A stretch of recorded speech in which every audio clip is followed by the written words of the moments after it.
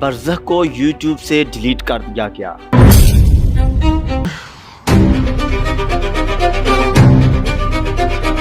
پاکستانی ہدایت کار عاصم عباسی کی جانب سے بھارتی اسٹریمنگ ویب سائٹ کے لیے بنائی گئی متنازع ویب سیریز برزخ کو یوٹیوب سے ہٹا دیا گیا۔ میں کیا ہوں؟ کیوں؟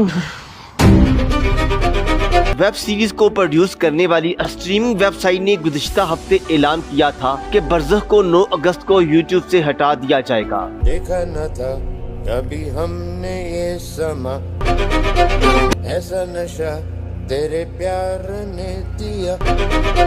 زی زندگی کے پاکستان میں دیکھے جانے والے یوٹیوب چینل سے برزخ کی تمام 6 ہی قسطیں 9 اور 10 اگست کی درمیانی شب ڈیلیٹ کی گئیں۔ برزخ کی تمام قسطیں ریلیز ہونے کے 3 دن بعد تک یوٹیوب پر موجود تھی اور شائقین نے ویب سیریز کی تمام قسطوں کو دیکھ لیا تھا۔ ویب سیریز کی پہلی قسط 19 جولائی جبکہ چھٹی اور آخری قسط 6 اگست کو ریلیز کی گئی تھی۔